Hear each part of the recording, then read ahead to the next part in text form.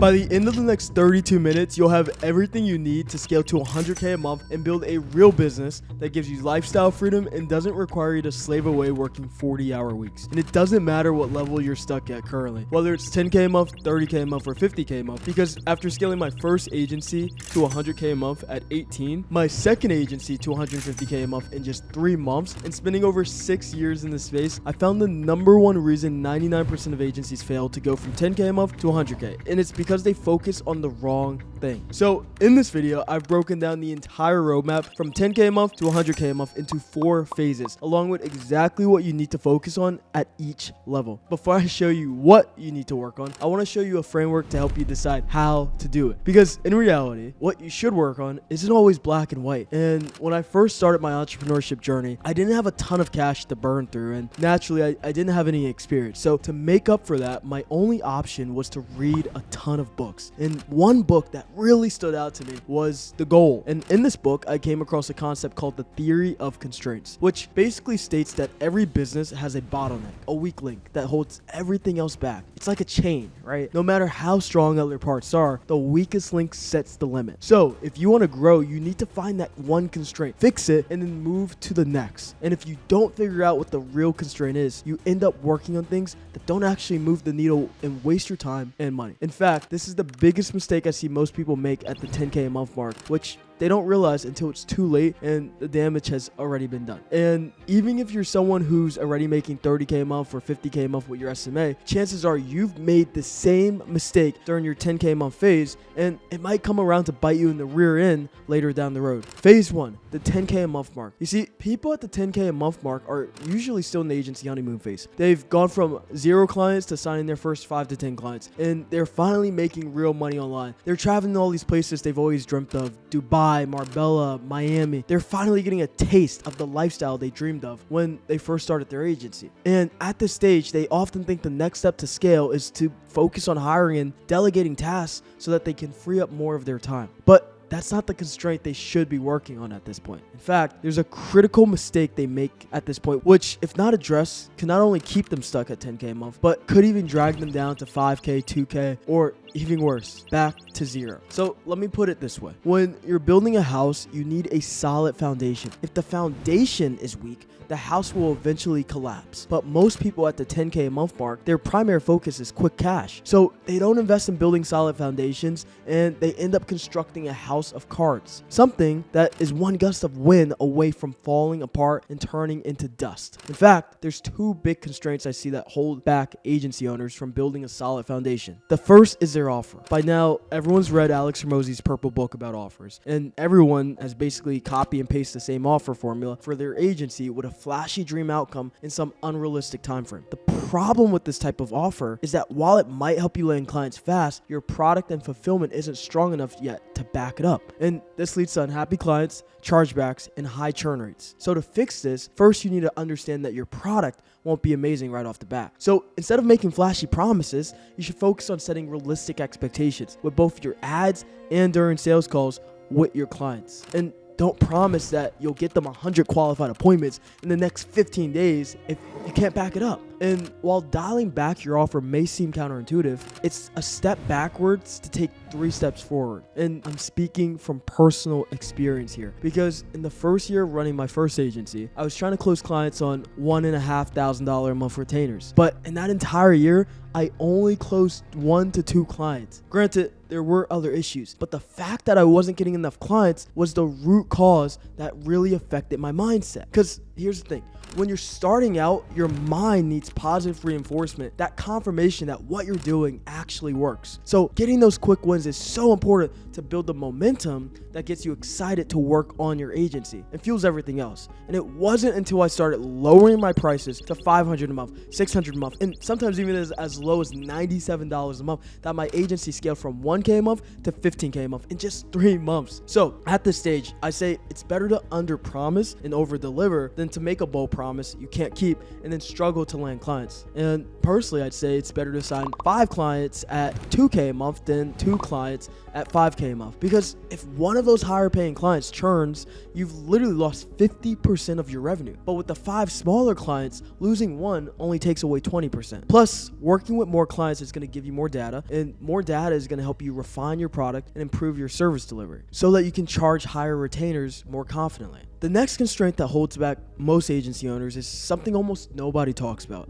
because this constraint doesn't really have any quick fix that they can sell you on, and it has less to do with strategy and more with mindset. And when I was at the 10 to 15K a month mark, I was still in high school, and I thought I was the king of the world, right? Because I was making more than all my teachers, and I was stuck at this point for a long time because there wasn't really a need to grow. And it wasn't until the world shut down, thanks to some random dude eating a bat, that I was forced to adapt. All of my clients were in the fitness niche, and when gyms closed during the pandemic, my income went from 15K a month to 0 in just 1 week, and I had to rebuild everything from scratch. And this whole experience taught me 2 important things. In life, something can always go wrong, so you need to be ready. And when something's working, don't get complacent. Double down while you're in that season of growth. And there's this quote I love that says, in life, you don't get what you want, you get what you need. And this applies 10x to business. Because the number one reason the growth of most agencies dies at the 8 to 10K a month level, or why most agency owners don't make more at this level, is because they don't need to make more money. So the second constraint to the growth of an agency at this stage is the agency owner himself. They stay stuck because there's no sense of urgency. They're happy collecting their monthly check, traveling the world, and partying until one day clients start churning or their payment processor fails and they start panicking. But usually by that point, it's too late to put out all the fires because they've lost that drive and hunger that made them successful in the first place. So to avoid this situation and to scale to the next level, you have to create a sense of urgency for yourself. You have to put yourself in a position where growth isn't an option, it's a need. And to do this, you need to focus on booking more appointments, closing more deals, and putting yourself in a position where you're forced to hire because you can't manage everything alone. So fixing your offer and putting yourself in a position for growth are the 2 biggest levers you can pull if you're stuck at the 10K a month mark to move on to the next phase, which usually is around that 30K a month mark. Phase 2, the 30K a month mark. At this phase, you're going to have to make a big mental shift because the thing that got you to the 10K or 20K a month mark are not the things that are going to get you to the 30K a month mark and beyond. Maybe you were running a one-man show so far. Maybe your client acquisition system wasn't dialed in. Maybe you were handling most of the service delivery yourself and you weren't focused on sales. I see so many agency owners stay stuck at this level because they try to brute force their way by repeating what they did at the 10K a month mark. But this is like using a spoon to try to shovel water out of a sinking boat. It might work for a while, but you're not addressing the root cause or the constraint that's keeping you stuck. Let me explain by telling you a quick story. Many of you might not know this, but before companies like Instamart, there was this company named Webvan. It was a grocery delivery startup that exploded in popularity and it eventually collapsed during the dot-com bubble. Now, there were so many reasons behind the downfall of Webvan, but one of the biggest was their overcomplicated fulfillment system. Webvan tried to offer highly customized fulfillment, which was not only expensive, but also super inefficient when it came to scaling. So agencies at the 30K a month mark often make the same mistake. They offer custom tailor-made fulfillment for every single client. And while that might work when you're small, it becomes a nightmare when you're trying to scale because custom fulfillment eats up time, resources, and it's hard to replicate at scale. Dan Kennedy, one of the marketing goats, has this quote that you need to literally get tattooed in your mind at this stage. He says, you make money on the front end, but you build wealth on the back end. And while I'm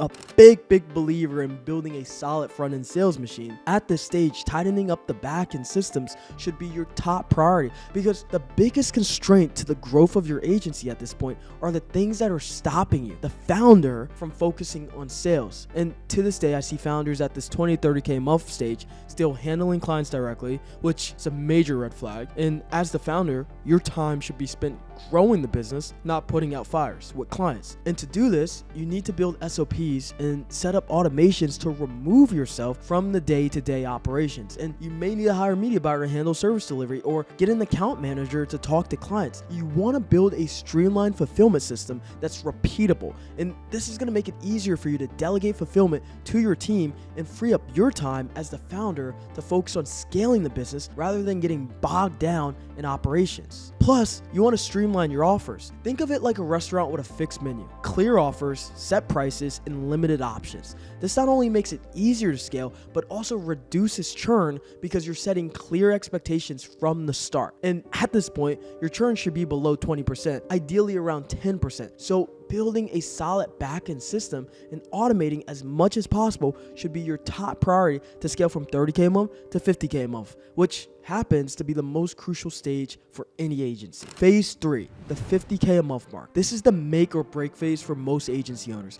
This is where most agency owners either hit a wall and shut down or rise to the occasion and build a real sustainable business. Because the agency game at this point is completely different from everything you've experienced up until now. Andrew Carnegie, one of the richest industrialists of all times, had this quote: "Take away my people, believe me my factories, and soon grass will grow on the factory floors. Take away my factories, but leave me my people, and soon we will have a new and better factory." You truly start to understand the meaning behind this quote at this stage, because now the success of your agency depends less on you and more on the people on your team. The team you need to focus on building the most at this stage is your sales team, because the biggest constraint at this stage is usually not closing enough sales. And when I finally had the freedom to focus more on sales after delegating the back end at the 30K a month mark, I was spending a ton on ads and booking more appointments. My calendar was so packed from Monday to Saturday, and I was taking calls all day from 9 a.m. to 11 p.m. And this quickly became super overwhelming, and I was constantly stressed. And I realized that I couldn't handle it all myself, and I had to build a sales team. And once I had a proper sales team in place, that's when I felt like I was running a real business, because I was able to bring in revenue without having to do work myself. This is what ultimately allowed me to scale the agency to 100K a month and beyond. But most agency owners simply take the wrong approach when it comes to building their sales team. They think that they can just hire a closer, check in with them every now and then they'll scale to 7 figures just like that. As someone who's closed over 1,000 SMMA clients without taking a single sales call, thanks to a strong sales team, I can tell you that's not how it works. Building a killer sales team usually comes down to 3 things. The first is having a repeatable sales process. When hiring a closer, it's super important that you're aligned on the same sales philosophy. A big issue at this stage is having conflicting sales approaches. If your closer doesn't agree with your sales method, it leads to inconsistent sales because you don't have a repeatable sales process. And if your sales process isn't repeatable, scaling becomes literally impossible. And when I'm hiring closers, I always ask these 3 questions. What's their philosophy about sales? What's the last sales book they've read? And what are their income goals with sales? These questions help me decide if we're a culture fit, and they also reveal whether the closer is truly driven. If someone only wants to make $3,000 to $5,000 a month as a closer, they likely don't have the hunger and ambition I'm looking for. Once you've got the right people, it's super important to keep their pipeline full with enough appointments. And this might mean hiring setters to assist you, and you also need to have a structured onboarding process where new closers listen to past sales calls, take notes, and learn what works and what doesn't. The next thing you need to do in order to build a killer sales team is build an environment where your salespeople can thrive. Salespeople are naturally competitive, and the best way to get them to perform is by creating an environment of healthy competition. So at our agency, we did this by maintaining a leaderboard of closes, and the top closer would get special rewards like driving a Tesla for a day or getting double commissions. And if you're in a virtual environment, you can give the top closer a badge on Slack that says top closer, and that's going to motivate others. And if you're in person, you can use a gong or like a ring the bell system where every time someone closes a sale, they ring the bell. Now, this kind of positive reinforcement keeps the energy high and keeps your sales team driven. The third and often overlooked element when it comes to building a killer sales team is tracking KPIs. If you want to scale to 7 figures, you can't make decisions based on emotions. You need to base them on data. So make sure you track key metrics like show rates and closing percentages for every closer on your team, and make adjustments to your team as needed, right? That's how you build a killer sales team that's going to put you on track to making 100K a month with your agency. Phase 4, the 100K a month mark. When you get to this point, your biggest constraint is no longer building systems or client acquisitions or getting more appointments. At this point, your biggest constraint comes down to one very important thing that nobody talks about. In fact, this is exactly what's helped people like Elon Musk and Steve Jobs build empires. Let me explain with a quick story about a Spanish military leader that you might have heard about. Back in 1519, when Herman Cortez, the Spanish military leader, and his men landed on the shores of Mexico, they were facing overwhelming odds. His small force was about to go up against the mighty Aztec Empire, and there was no guarantee of success. But instead of keeping the ships ready for a quick escape, Cortez made a bold decision. He ordered his men to burn the boats. This forced his soldiers to fight with complete focus and commitment, knowing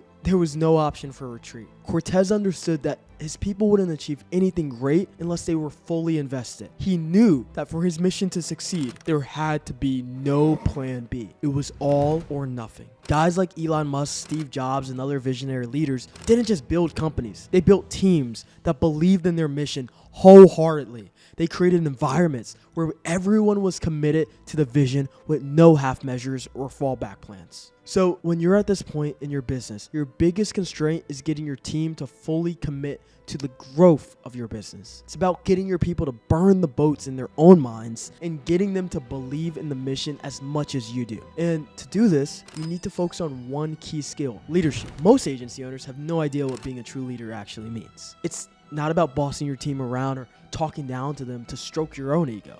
Heck, it's not even about giving all the answers to your team's questions. Because if you do that, you'll still be working in the business instead of on the business. You'll never be truly free because everything will always need your input. And I know this because bad leadership is what led to the downfall of my first agency. I expected the team to handle everything, but they had no real vision or purpose. They were just there for the paycheck, and that's not enough to build a thriving business. And without a clear mission, people lose motivation and the whole operation crumbles. So to be a great leader, first you need to get clear about the vision of your company. If money was an issue, what would be the one thing you would want to achieve? What's your mission statement? What's the problem you're trying to solve?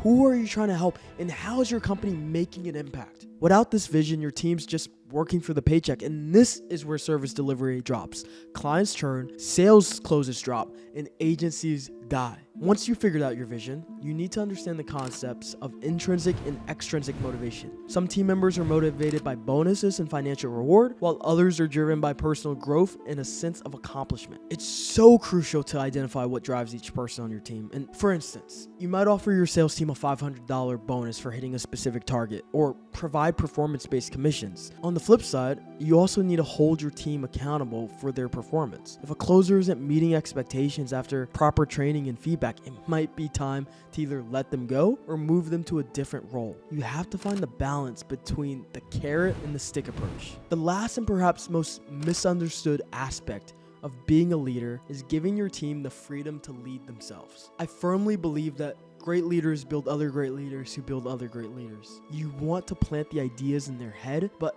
not give them the whole answer. You want to help them come to conclusions themselves. That's how you actually help them grow and allow your team to thrive. That's how a great leader builds a self-sufficient team that's committed to your vision. When you cultivate this kind of environment, your team doesn't just work for you, they work alongside you. And that's how you build a real business. Big cash, not quick cash. The second thing you'll have to do at this stage, along with being a great leader, is understanding the difference between the season of building and the season of healing. With my second agency, Estate AI, we scaled to $300K a month, and we were too focused on building without having a solid foundation. It was like constructing a skyscraper on the foundation of a single family house. It looked great, but it hurt the growth and team morale in the long term. Looking back, I'm super proud of what we achieved, but if I had to do it all over again, once I hit the 100K a month mark, I would have slowed down and focused on fixing the foundation. I would have entered what I like to call the season of healing. And in this season, you have to get more precise with your money. Early on in your journey, you probably reinvested a lot and made several mistakes along the way. Now it's time to focus more on the marginal gains.